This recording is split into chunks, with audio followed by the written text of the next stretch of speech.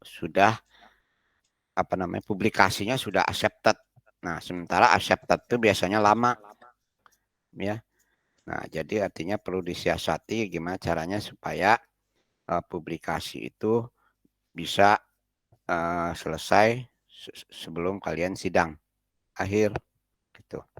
Karena kemarin ini kebanyakan siswa itu alumni itu banyak yang publikasinya masih submit, belum sampai pada tahap diterimanya. Nah, itu yang jadi sama ITENAS di istilahnya ditegur bahwasanya sekarang nggak boleh begitu, harus sampai accepted seperti itu. Oke. Baik. Sampai saat ini ada yang mau ditanyakan nggak? Izin bertanya Pak. Kenapa? Ya, accepted itu untuk paper kitanya Pak. Gemak suaranya. Ya, untuk yang di accepted itu paper dari kitanya Pak yang kita buat. Ya, jadi kan kalian waktu bikin tugas akhir itu juga nanti diminta untuk membuat semacam publikasi. Nah, cuman yang perlu kalian perhatikan itu, publikasi itu tidak perlu tentang eh, TA-nya seutuhnya gitu loh. Misalnya TA itu ada 4 parameter. Kamu bicara satu parameter terus dipublikasikan itu boleh. Jadi jangan salah ngerti bahwasanya TA-nya harus dipublikasikan, bukan.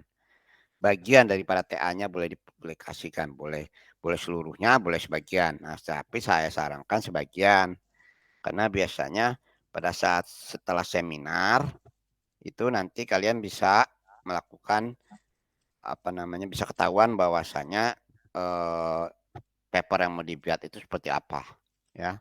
Jadi nanti koordinasi dengan pembimbingnya, papernya mau kayak apa. Nah, tapi kalau seandainya nanti papernya itu dirasa takut lama, masuk dulu ke istilahnya tempat yang namanya apa ya, lupa saya, desiminasi daripada fakultas gitu. Nanti saya ceritain lah itunya ya, nanti. Tapi sekarang kita bicara dulu tentang aturan-aturan yang ada di di pra TA dulu, habis itu nanti TA-nya ya. Oke. Baik. Saya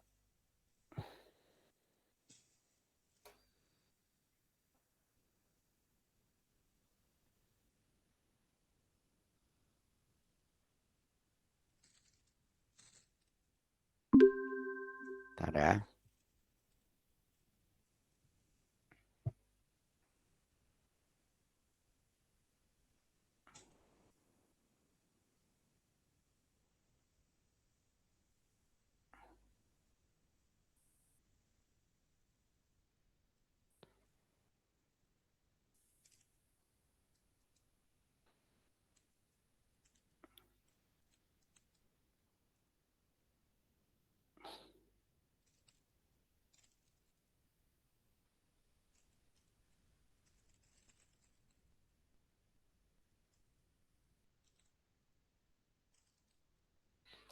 Oke. Jadi proses TA itu adalah seperti ini ya. Kelihatan ya? Jadi kalian buka aja nanti itu kan PDF-nya ada. Jadi kepada kalian tuh ada di bagian pertemuan ke-6 itu rasanya ada roadmap daripada penelitian dosen. Jadi itu adalah dosen itu pernah meneliti yang disebutkan di dalam eh, bagian yang di pertemuan ke-6 tadi nanti itu ya. Nah, jadi di sini sebaiknya mahasiswa memilih salah satu yang kira-kira arahnya sama dengan dosen tersebut kalau mau jadi pembimbingnya. Oke. Nah, tapi kendalanya sekarang adalah pembimbing itu dibatasi, ya, tidak boleh banyak dan tidak boleh sedikit. Jadi pembimbing itu minimal kalau nggak salah 5, ya. Maksimal sih berapa aja secara aturan ITENAS, tapi kan kita harus bagi-bagi sama dosen yang lain, gitu. Karena dosen lain juga jangan sampai tidak kebagian untuk membimbing, oke? Karena membimbing mahasiswa itu adalah bagian daripada kinerja daripada dosen terkait, seperti itu, oke? Baik, jadi mahasiswa menentukan tema penelitiannya. Nah, ini yang kemarin-kemarin saya tanya-tanya itu ya. Jika penelitian dari roadmap penelitian, maka cukup mengusulkan satu proposal. Jika penelitian bukan dari roadmap penelitian dosen, maka wajib mengusulkan tiga proposal. Sebaiknya tiga. Nih, tergantung lah. Nanti kita apa namanya tawar-tawaran sama saya nanti. Oke, kalau seandainya tema yang kalian punya itu chat apa nggak terlalu meyakinkan, berarti kemungkinan harus tiga. Oke, berikutnya. Judul yang berasal dari penelitian dosen, maka wajib menghadap dosen yang bersangkutan dan menyerahkan form komitmen penelitian. Jadi kalau kalian mau mengambil salah satu dosen itu, cepet-cepet aja dari sekarang nyusunnya. Temanya apa-apa, nanti ngobrol sama dosen pembimbingnya. Gitu. Nanti sama dosen pembimbingnya, nanti mudah-mudahan kalian bisa dapat sama dia. Seperti itu. Nah, biasanya nanti dosen pembimbing itu akan kontak ke saya bahwasanya si A si B diterima yang ini enggak gitu. Walaupun dia di depan kamu mungkin dia apa namanya terima-terima aja kamu gitu. Tapi sebenarnya secara itu dia nantinya ada yang benar-benar dia terima itu biasanya dia nelpon saya gitu, menghubungi saya. Oke, berikutnya judul yang berasal udah nih ya.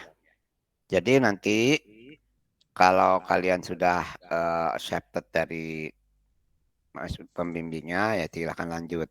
Khusus proposal dengan judul yang berasal dari penelitian dosen wajib melampirkan forum dan lembar pengesahan pada proposal yang telah ditandatangani oleh calon dosen pembimbing. Nah, proposal judul yang sudah di-approve oleh tim dosen dapat dilanjutkan dengan proses bimbingan dengan calon pembimbingnya. Maka jika belum di-approve oleh tim dosen, maka harus direvisi dulu membuat proposal kembali. Jadi artinya proposalnya harus bisa lewat aja dari tim proposal, tim TA. Kemudian UAS TA mengumpulkan laporan pra TA sampai dengan bab 3. Jadi itu UAS ya. Jadi kalian bikin seakan-akan laporan tentang tugas akhir sampai bab 3 gitu. Oke. Nah, nanti rencananya kita akan melakukan presentasi yang diupload ke channel YouTube setiap mahasiswanya. Oke, itu dari proses pra-TA. Sederhana aja sebenarnya. Pada intinya, kalian nanti memilih tema yang kira-kira sesuai dengan dosennya. Kalau nanti kontak dosennya, kalau dosen setuju, lanjut. Oke, sampai sini ada pertanyaan? Oke, sekarang kita aturan tugas akhir. Nah, aturan tugas akhir itu ya hampir seperti tadi. Artinya, setiap mahasiswa itu akan mengajukan eh, proposal. Nanti setelah itu nanti ditentukan oleh tim TA siapa dosen pembimbingnya, siapa dosen pengujinya.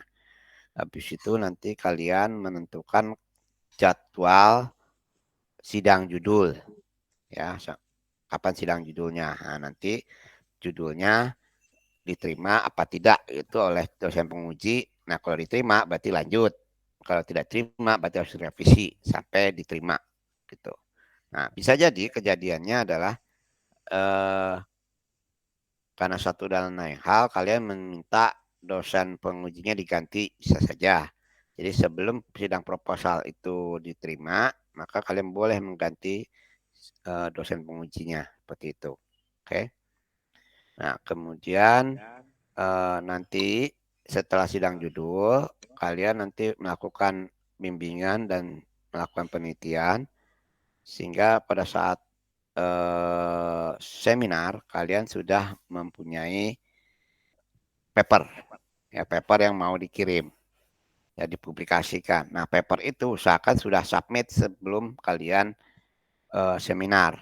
Usahakan begitu. Nah, tetapi minimal sebelum sidang akhir sudah accepted. Nah, kalau mau cepat memang lewat diseminasi FTI. Rencananya seperti itu. Ya, oke. Terus nanti di dalam prosesnya adalah setiap dosen akan mendaftarkan kedua tempat. Kebetulan sistemnya belum nyatu ya.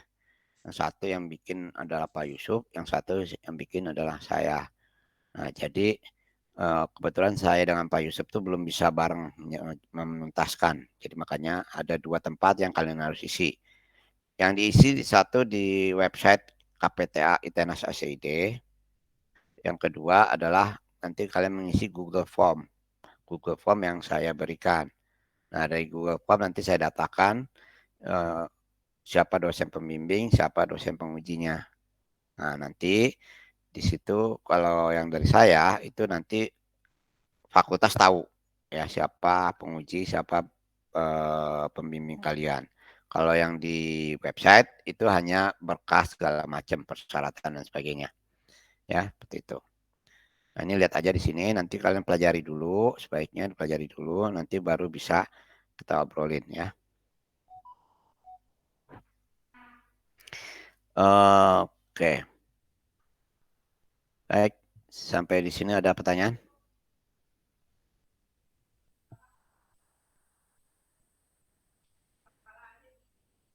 Baik, kita mulai aja ya.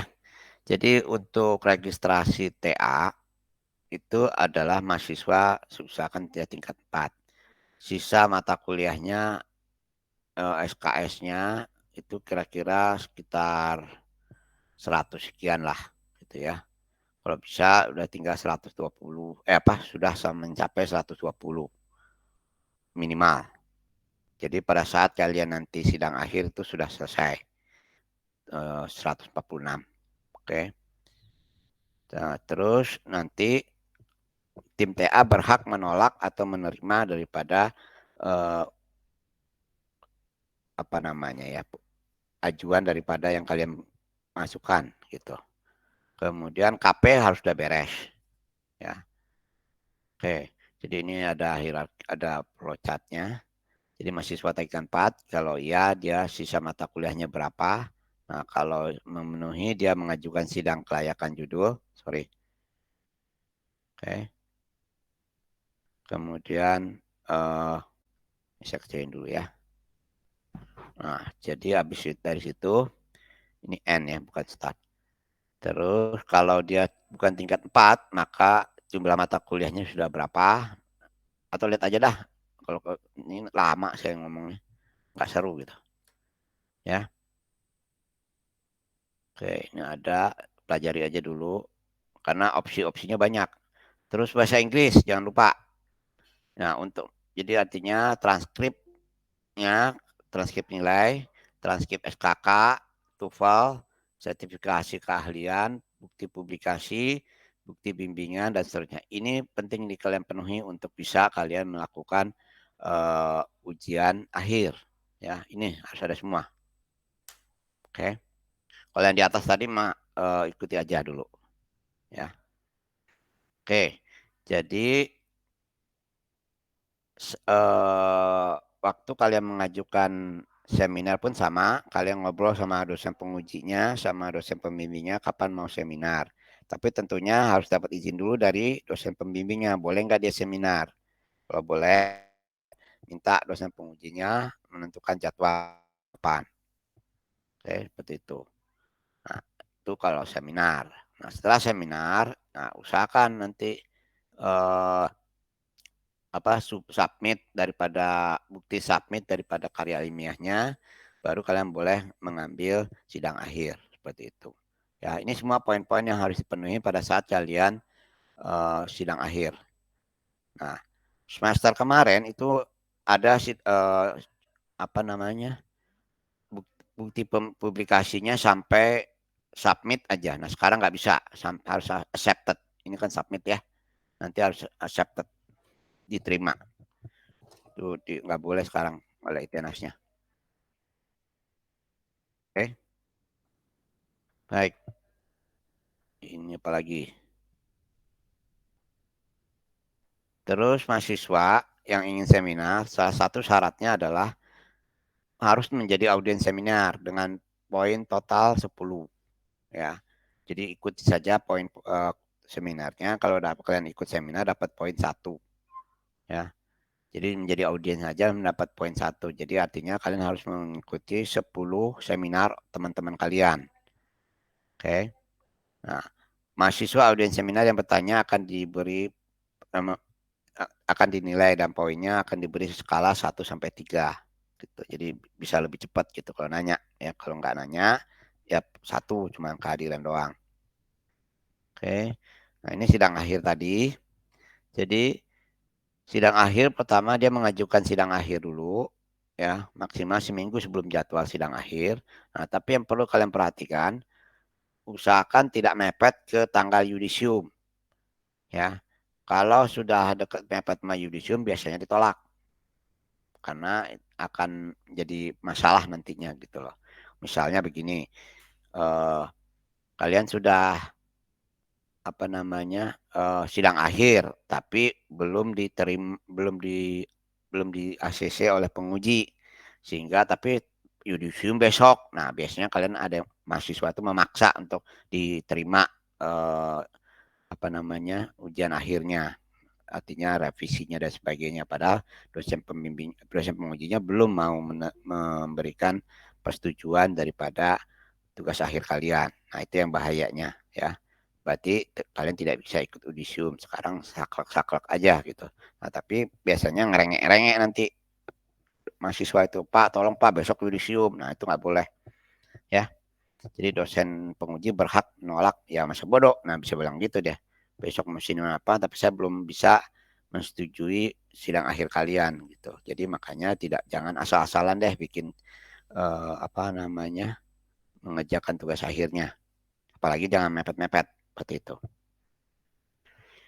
Oke, kemudian dulu ini sebenarnya aturan ini dipakai waktu kita masih boleh onsite, artinya di ITENAS. Jadi dulu ada aturan harus mengerjakannya di ruang TA. Ini ada. Kalau sekarang karena pandemi jadi syarat nomor 4 ini tidak ada. Oke. Buku TA yang sudah disahkan oleh pembimbing dikopi sebanyak jumlah pembimbing dan penguji. Nah, ini nanti bisa dikonfirmasi masih berlaku apa enggak. Nah, biasanya enggak lagi dipakai ya. Terus kalian harus membuat poster ya. Posternya itu ukurannya adalah 80 kali 60. Tetapi tingginya jangan 60. Tingginya lebihkan 2 cm ke atas, 2 cm ke bawah karena untuk ditempel di papan itu membutuhkan ujung-ujung yang dijepitnya. Jadi posternya 85 boleh dengan asumsi 2,5 atas kosong, 2,5 bawah kosong, isinya 80.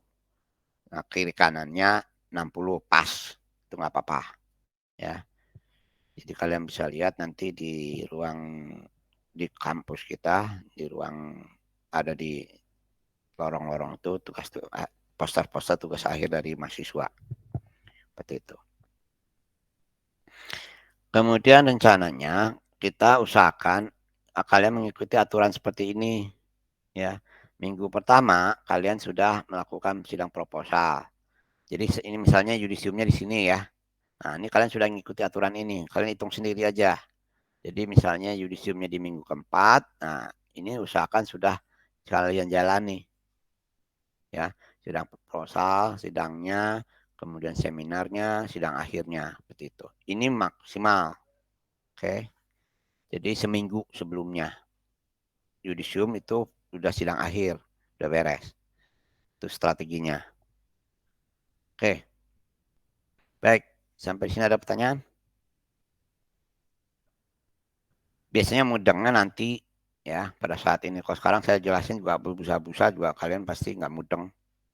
Ya, nanti pada saat kalian mau mengajukan sidang judul dan sebagainya, baru kalian mempelajari aturan itu. Tapi aturan itu ada ya. Baik, ada pertanyaan enggak?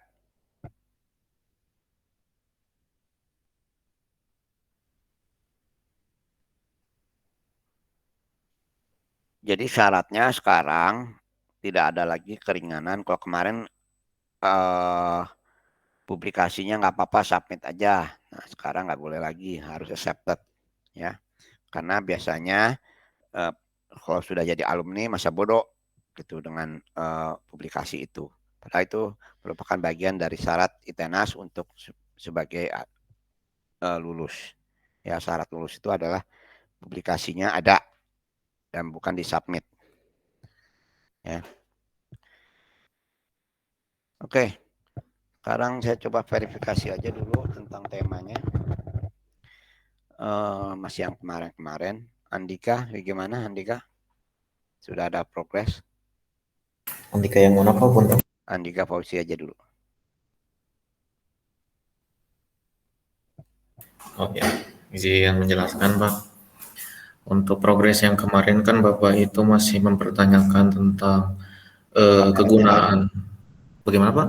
Kameranya jangan nyalain. Oh ya maaf Pak. Setiap ngomong nyalain ya. Ya Pak. Progresnya gimana? Kan untuk kemarin judulnya itu tentang mendeteksi kelayakan air minum Pak. Bapak itu menanyakan tentang itu gunanya untuk apa, apakah bermanfaat ke depannya dan bagaimana. Nah, kira-kira untuk latar belakangnya begini Pak, kebetulan saya tinggal di kabupaten dan kebetulan juga airnya juga air contohnya meskipun PDAM yang suka dipakai air minum kalau di Kota Bandung gitu ya, yang langsung dimasak seperti itu, kemungkinan di saya itu tidak bisa langsung. Latar belakangnya itu dikarenakan air yang ada di kabupaten tempat rumah saya tidak sama dengan air yang ada di Kota Bandung, Pak, begitu. Makanya saya judulnya eh, me- mendeteksi kelayakan air minum, apakah bisa diminum atau tidak. Si modelnya itu pakai Light GBM machine learning, Pak. Oke, intinya gini. Kalau kalian mau bikin penelitian, usahakan ada metodenya ya. Itu aja. Kalau ada metodenya biasanya lolos-lolos. Ya, tapi kalau nggak ada metode, nggak akan lolos. Ya. Nah, metode yang saya maksud ini adalah metode daripada solusi yang mau kalian kembangkan, bukan metode kayak waterfall, water spiral, begitu ya, bukan itu. Kalau itu metode penulisannya, ya, oke, Ya, Pak. itu. Nah, nanti tolong disiapkan, seperti saya katakan tadi, pada saat UAS kalian sudah jadi bab 1 sampai bab 3. Nah, nanti pada pertemuan berapa kalian bisa lihat minggu depan itu kan kalian bisa lihat tuh. Sekarang juga mungkin bisa ya. Si A, si B, si C, dosennya dosen A, dosen B, dosen C itu biasanya meneliti tentang apa, itu dilihat aja. Nah, nanti kalian kalau mau, nanti kalian konsultasi sama dosen pembimbing itu, calon dosen pembimbing itu. Nanti baru kita diskusikan pastiannya siapa. Oke. Jadi Andika tolong disiapkan aja tulisannya ya, jangan baru tema-tema gitu. Nanti minggu depan sudah dalam bentuk tulisan ya. Oh, jadi seperti share screen gitu, Pak. Gini, saya coba contohkan ya kepada kalian. Ini walaupun bukan yang paling baik ya. Sebentar, saya tampilkan aja dulu. Yang terakhir kemarin sidang judul.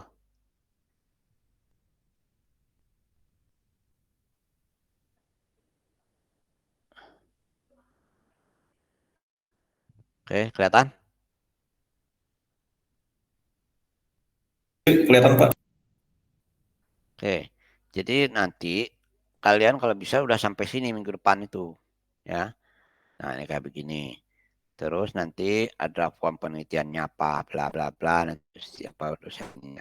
Ini kalau ini ada beberapa dosen yang mengharuskan adanya form komitmen penelitian, ya. Nah, memang sebaiknya ada karena supaya tidak kabur-kabur gitu loh.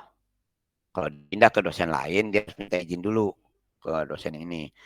Karena ada beberapa kejadian, dia tadinya dosennya pembimbing yang sini, tiba-tiba karena nggak sanggup, pindah aja dosennya, dosen pembimbingnya. Nah, itu tanpa ngomong apa-apa. Ya, nggak baik gitu. Oke, terus ada lembar pengasahan, oke. Jadi artinya, kalau yang mau saya sampaikan di sini adalah, ada latar belakang, ada cerita bla bla bla bla, oke. Terus nanti di sini ada solusi yang mau ditawarkan apa. Jadi image captioning dapat dilakukan dengan menggunakan gabungan dua metode yang berbeda. seperti dari computer vision dan neural network NLP dan seterusnya. Jadi di sini sudah mulai kelihatan ada masalah penelitian ya, bukan masalah ini. Kalau tadi kan siapa Rida apa siapa tadi yang barusan saya tanya? Ya Pak. Nah itu kan masalah eh, di lapangannya. Oke aja, nggak apa-apa latar belakang masalah di lapangannya apa, digeser masalahnya menjadi masalah penelitian. Oke. Nah, masalah penelitian nanti kita mencoba selesaikan dengan beberapa metode yang diperkirakan bisa menjadi solusinya. Oke. Dah, terus kemudian nanti setelah latar belakang beres, ada rumusan masalah. Ya, rumusan masalah itu adalah langkah-langkah atau poin-poin yang kalian harus penuhi untuk mencapai tujuan. Nah, jadi kalian nanti lihat rumusan masalah itu apa sih? Nah, lihat di website. Walaupun nanti saya sampaikan juga ya. Nah, jadi rumusan masalah itu adalah poin-poin. Misalnya begini, saya mau ke Jakarta, oke. Jadi tujuan saya mau mengantarkan surat A ke instansi yang ada di Jakarta, misalnya ke kantor pajak di Jakarta. Oke, itu tujuan saya. Berarti rumusan masalahnya, kapan saya harus berangkat, naik apa saya berangkat, dengan siapa saya berangkat, butuh biaya berapa saya ke Jakartanya. Nah, seperti itu. Dengan apa saya ke Jakartanya. Nah, itu adalah bagian-bagian rumusan masalah. Artinya, itu pertanyaan-pertanyaan yang harus kalian jawab dulu. Baru itu rumusan masalah ya. Untuk mencapai tujuan itu ada persyaratan yang harus kalian penuhi untuk bisa mencapai tujuan. Nah, diawali biasanya memang dengan kata tanya, tetapi tidak ada tanda tanyanya. Ini salah nih ya, nggak ada tanda tanyanya harusnya. Oke. Jadi bagaimana mengimplementasikan model ini. Nah, oke, seperti itu. Bagaimana kinerja ini, oke. Nah, tetapi tidak ada tanda tanyanya. Jadi sekali lagi rumusan masalah itu adalah poin-poin yang kalian harus ketahui dahulu untuk mencapai tujuan. Seperti saya katakan tadi. Yang gampang lagi, misalnya saya mau kuliah. Berarti di ITENAS misalnya. Hari Kamis jam 7.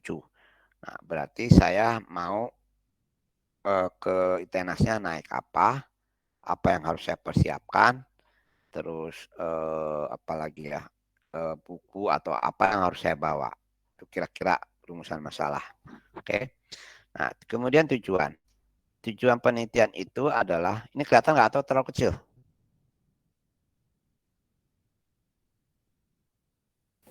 Iya, Pak.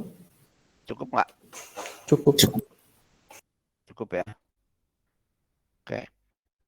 Jadi tujuan itu adalah ini, tujuan penelitian ini bertujuan mengimplementasikan model exception V3 dan transformer dalam membangun model ini. Nah, ini tujuannya. Jadi tujuan penelitian itu adalah biasanya sih mengimplementasikan kalau di S1. Oke, seperti itu. Nah, jadi bukan membangun website bla bla bla bla. Bukan itu. Membangun website itu adalah eh, tools untuk melakukan penelitian itu betul, tetapi untuk tujuan penelitian kita adalah seperti ini. Jadi bukan membuat softwarenya, ya. Software itu adalah bagian daripada untuk apa ya, bagian daripada tujuan penelitian ini. Oke, habis itu kita masuk ke ruang lingkup. Ruang lingkup itu adalah hal-hal yang berkaitan dengan batasan masalah ya. Jadi artinya kalian mau ambil datanya dari mana, terus apa namanya. Jadi ruang lingkup supaya nggak jadi menyebar kemana-mana itu intinya mah ya. Jadi kalian membatasi misalnya kalian memiliki sesuatu kepadatan lalu lintas yang ada di Bandung. Nah, jadi kalau Bandung gede. Nah, jadi kalian hanya membatasi misalnya hanya di Jalan Ciputra dan di Jalan Dago saja. Nah, itu untuk bisa mewakili kepadatan jalan raya di Bandung. Nah, seperti itu. Jadi karena Bandung itu besar, kita batasi supaya nggak kemana-mana. Itulah ruang lingkup. Oke. kontribusi penelitian. Kontribusi penelitian itu adalah ini kira-kira bisa menambah ilmu buat ke orang-orang yang lain atau masyarakat. Itu apa saja, ya kontribusinya apa saja. Ya, oke. Ini boleh ada, boleh enggak sih? Oke, tinjauan pustaka. Nah, tinjauan pustaka itu berarti kalian harus cari jurnal-jurnalnya. Kalau dulu syaratnya kalau jurnal-jurnal lama atau paper lama, kalian harus punya 10. Itu kalau baru-baru nggak apa-apa 5 juga gitu. Baru-baru lama-lama atau udah sering itu pasti 10 dimintanya paper-papernya. Nah, ini paper ini kan seperti itu. Nah, kemudian eh, ini sampai banyak. Nah, landasan teorinya dia ngomong. Oke. Terus terus cara itu deep learning apa dan sebagainya. Nah, dan seterusnya ya. Kalian bisa di landasan teori nanti ini masih landasan teori ya. Oke, oke. Kemudian mana ini? Masih landasan teori. Ini banyak ya. Masih. Nah, jadwal penelitiannya, timelinenya. Nah, kalian harus bisa menyusun ini nanti. Oke. Hmm, ini daftar pustaka. Udah, itu yang kalian harus siapin ya. Jadi nanti pada saat UTS kalian harus bisa menyiapkan ini ya. Contoh dari ataupun proposal, draft proposal untuk tugas akhir kalian. Oke. Oke, sampai sini jelas? Izin bertanya. Kita ujian kapan? UTS.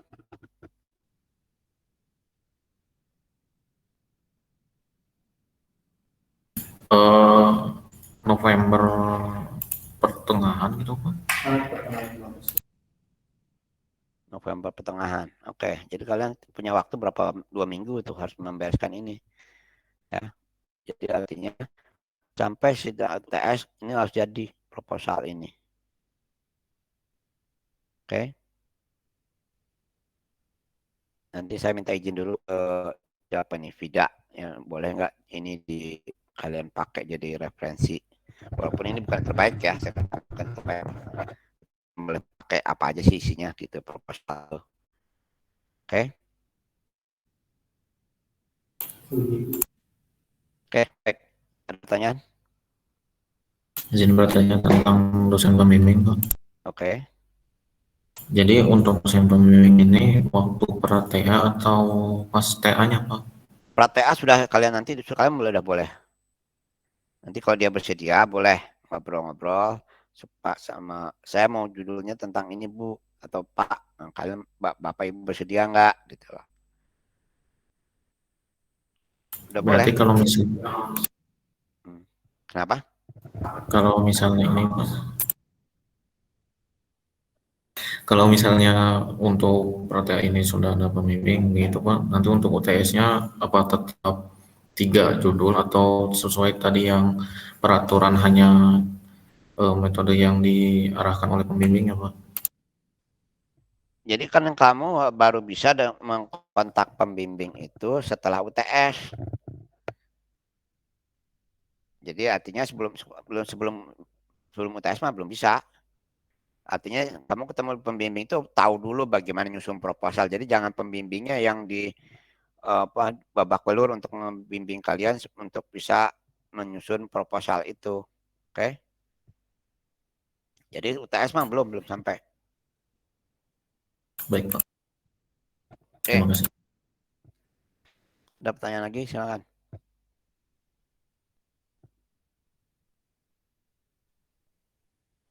Nanti ada beberapa nanti saya kirimlah saya taruh di grup contoh-contoh proposal TA yang masih bidang judul. Oke, supaya kalian bisa membuatnya juga. Oke, silakan.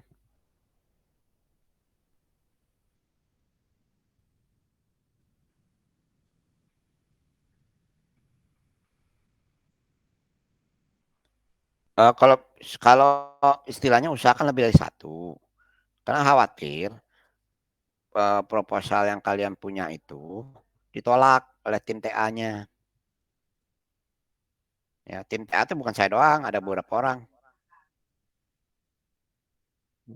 Seperti itu. Jadi pada saat UTS yang betul-betul bagus atau yang itu usahakan satu adalah yang kayak tadi ya. Yang lain-lain tuh cukup latar belakang hanya sampai nanti saya kabarin deh sampai latar belakang atau sampai mana gitu ya. Yang dua pendukung supaya kalian nggak kebebani. Saya sebenarnya tidak ingin membebani kalian, tapi masalahnya kalau nggak begitu kalian asal jadi itu yang saya nggak mau. Oke, ada lagi silakan.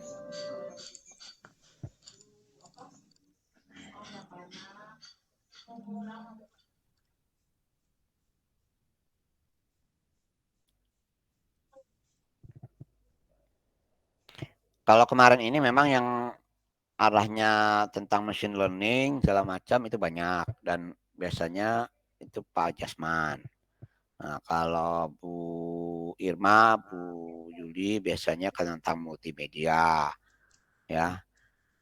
Terus yang lain-lainnya kalau jaringan biasanya Bu Lisa, Pak Win. Tapi sekarang nggak begitu. Dulu begitu ya, agak-agak ada di spesifik sekarang karena satu dosen hanya boleh atau satu mahasiswa hanya boleh dibimbing oleh satu dosen, ya dosen tetap IF, maka tidak lagi berlaku aturan itu, ya supaya tidak terjadi penumpukan. Jadi bisa saja, misalnya saya bukan ahli eh, multimedia, membimbing seorang mahasiswa yang tentang multimedia bisa saja begitu. Oke, oke silakan ada pertanyaan nggak? Oke, Mukid, kamu tentang apa? Sudah jadi gimana? Iya Pak, saya masih kayak Andika Pak, belum berupa tulisan Pak. Mhm. Jadi yang pertama itu seperti yang kemarin, tapi agak dibedain karena kemarin mah hanya deteksi aja tentang bug yang ada di suatu suatu software gitu. Kalau misalnya sekarang mah saya udah ngelihat jurnal mah ada yang ngeprioritasin bug-bug tertentu gitu. Karena kan bug itu kan banyak gitu Pak. Kalau apalagi kalau misalnya softwarenya udah besar tuh bugnya banyak. Jadi harus diprioritaskan mana yang apa sih namanya? Yang fatal gitu dari bugnya dengan mana yang tidak fatal gitu. Itu yang pertama Pak. Kalau untuk metodenya itu menggunakan NLP dan machine learning Pak digabungin. Tapi saya masih belum nemu ininya Pak, metode yang tepatnya gitu. Ya oke. Terus yang keduanya itu ada yang deteksi website phishing itu menggunakan deep learning. Jadi kalau misalnya yang saya lihat itu si web phishingnya itu udah ada datasetnya web phishingnya yang mana gitu. Nanti diklasifikasikan web phishingnya biasanya berdasarkan URL Pak. Oh, Gitu. terus? Kalau misalnya yang web phishing ini saya rencana itu propose methodnya yaitu kalau enggak multi-layer perceptron atau enggak apa ya? Saya tuh lupa apa namanya tuh. Satu lagi teh. RNN kalau nggak salah Pak. Ya. Yang apa artinya ada beberapa yang kamu usulkan nanti tolong susun yang kamu jagokan disusun seperti yang tadi saya contohkan agak komplit gitu yang kira-kira meyakinkan uh, tim TA. Nah, itu kalian bikin yang agak bagus gitu loh. Ya, lengkap itu tadi. Ya. Baik Pak. Oke, terima kasih. Mungkin ke Ivan Pakpahan gimana? Iya Pak. Kalau yang saya masih tentang text mining kemarin Pak, yang semantic analysis. Metode yang digunakan itu kemarin saya ubah jadi TF-IDF Pak. Jadi, ya Pak. Gini aja deh. Kalau saya lihat sih secara umum kayaknya nggak ada progres ini. Jadi tolong sekarang diusahakan minggu ini kerjain benar, sehingga minggu depan itu progresnya sudah kelihatan gitu. Ini kayaknya apa namanya stuck ya, tidak ada progres. Oke, coba saya coba yang lain. Siapa yang sudah ada progres? Anissa, coba Anissa. Udah sampai mana? Ada progres nggak dari minggu lalu? Kalau saya jadinya ganti si metodenya untuk yang pertama itu jadinya Inception yang versi 3. Terus kalau misalnya untuk ke judul lainnya itu mungkin dibikinnya jadi perbandingannya sih Pak. Pengennya perbandingan antara Inception versi 3 sama Inception versi 1 untuk klasifikasi pose yoganya. Oke, jadi artinya sudah ada arah itunya ya. Jadi udah ada berapa itu? Baru 2 sih Pak. 2, berarti cari satu lagi ya. Iya. Oke, jadi pada saat UTS kalian menyebutkan 3 buah tema. Oke. Kita pastiin aja deh sekarang biar kalian nggak jadi bingung. Pada saat UTS kalian menyebutkan tentang 3 tema. 1 tema harus lengkap seperti yang saya sebutkan. Jadi kalian menyiapkan dari ini, kalian upload nanti. Itu 1 tema. Jadi ada latar belakang, ada tujuan, ya kayak tadi lah. Proposal untuk sidang judul. Oke. Sepakat ya, ada 3 ya. Ya, jadi artinya kalian siapkan aja dulu. Nanti yang dijagokan itu harus lengkap. Oke. Noval, udah sampai mana? Saya, Pak. Tolong kameranya dong. Oh, tunggu bentar, Pak. Iya, Pak. Kalau untuk saya udah ada judul sih, Pak. Yang saya dapat sih sistem pemantauan kecepatan kendaraan pada ruas jalan menggunakan G-Track pada PT Petronesia Minimal, Pak. Metodenya yang dipakai? Prototype. Prototype itu bukan metode penelitian ya, itu metode penulisan penelitian. Oh. Ya. Jadi metodenya apa? Belum dapat. Belum dapat, Pak. Berarti belum. Prototype, spiral, waterfall itu bukan metode penelitian, itu metode penulisannya. Tahapan-tahapan daripada penulisannya seperti itu. Oke. Nah, jadi langkah-langkah penelitian, tapi bukan langkah-langkah yang ditelitinya, bukan ya. Oke. Terima kasih. Gilang, coba Gilang. Ya Pak. Sampai mana? Paling Pak, kalau yang kemarin kan udah sempat ini juga ya Pak, disebutin juga yang buat mendeteksi konten tidak senonoh itu Pak. Terus kalau yang kedua ini sih Pak, mendeteksi tumor gitu Pak, kelainan mutasi pada gen gitu. Cuma metodenya baru dapatnya 1 sih Pak, buat training modelnya doang Pak, pakai generative adversarial network Pak. Terus buat ininya, buat nanti identifikasinya masih nyari-nyari Pak, metode buat identifikasinya. Ya. Jadi baru 2 nih Pak. Yang usahaan 3 ya. Iya Pak. Jadi fokus 1 yang kalian jagokan, yang kemungkinan kalian bisa kuasai dan kemungkinan itu bisa lolos. Cari optimasinya. Oke. Siti Asisi Pak udah?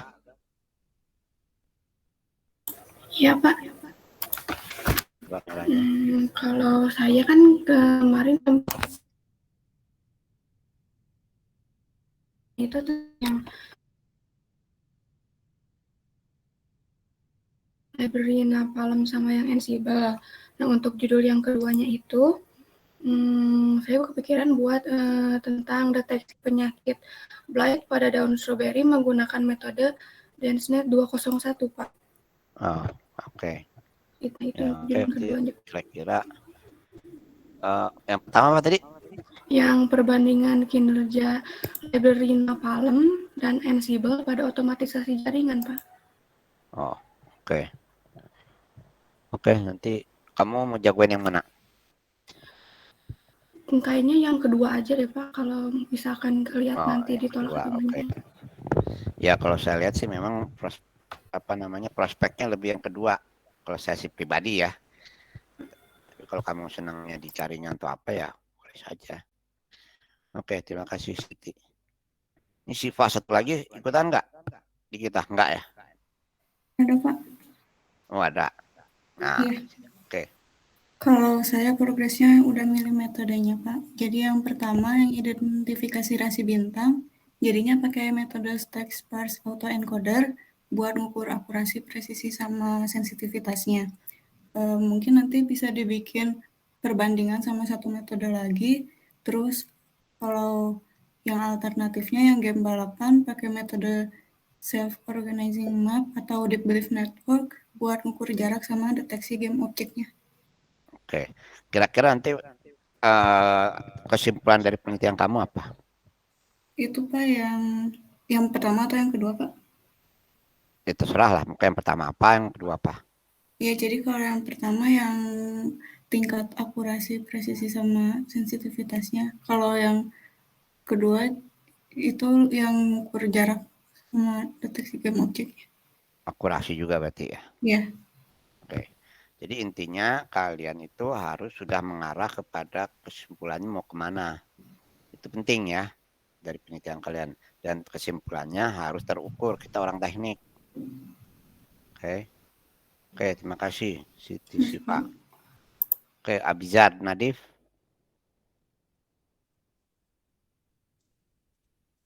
Halo. Abizar. Iya Pak, halo Pak. Ya, tolong. Kamu apa? Sampai mana? Kalau saya kemarin baru ini Pak kan mendeteksi kematangan buah strawberry. Nah, saya itu baru dapat ini Pak metodenya Pak pakai nearest neighbors PNN Pak. Gitu doang, perlu itu doang sih Pak. Coba cepetin deh gitu. Karena istilahnya udah mepet ini, udah mau tes. Kalau Iya, masih Pak. berkutak nggak serius nanti nggak selesai. Saya kasih tahu ya bahwa melakukan TA itu kita kejar-kejar kayak kejar-kejar setan kita. Waktunya mepet. Terus biasanya atau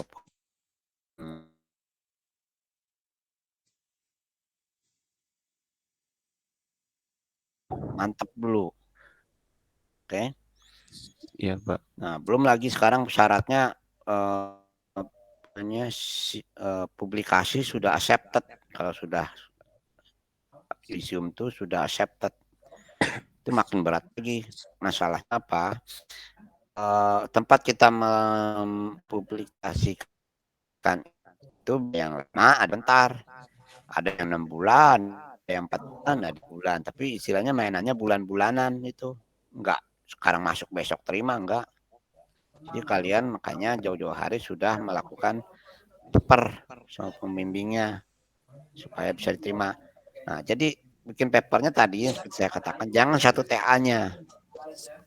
Kalau parameternya ada berapa, nah, ambil bagian pendeknya yang bisa bisa memberikan kesimpulan dari paper itu. Misalnya ada 5 parameter, ambil satu parameter dipublikasikan selama itu tidak plagiat, ya tidak ada duplikasi, nah, boleh kalian lakukan itu. Ya. Ya baik Pak. Oke. Coba Aulia.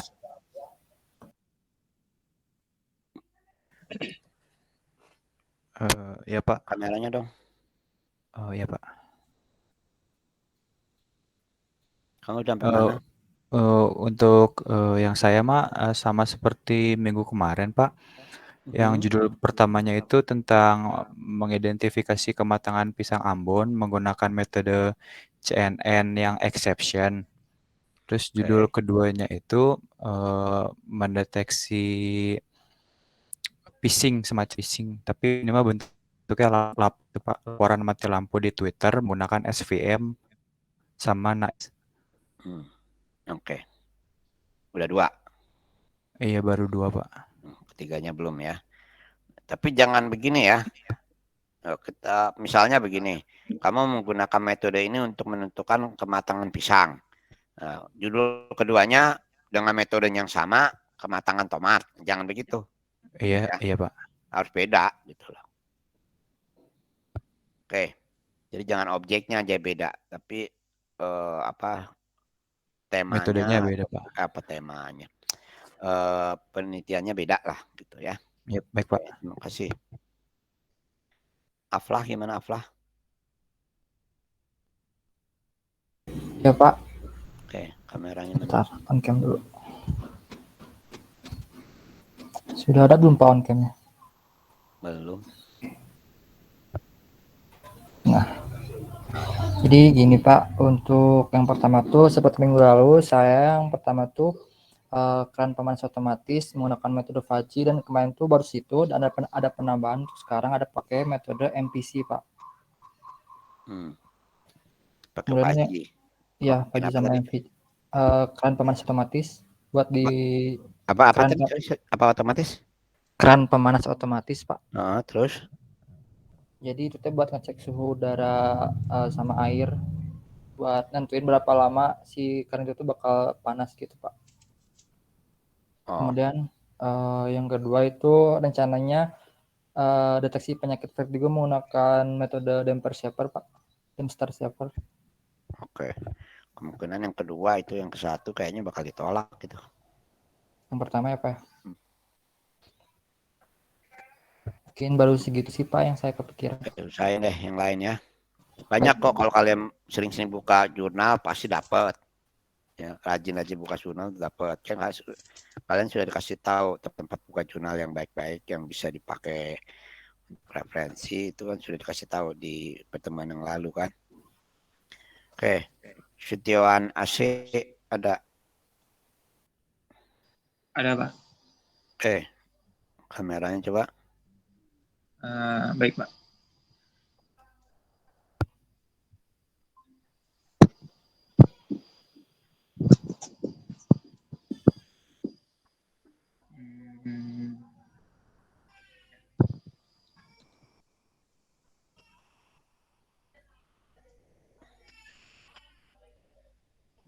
Oke. Sampai mana kamu? Ini yang pertama itu mendeteksi orang yang memakai masker menggunakan YOLO 4. Itu jadi tujuannya kesimpulannya ke orang yang memakai masker yang mana, yang tidak memakai masker yang mana, terus itu dalam keadaan orang beramai-ramai gitu. Oke. Terus yang kedua itu face recognition, mengenali wajah menggunakan arsitektur dari CNN, AlexNet, transfer learning.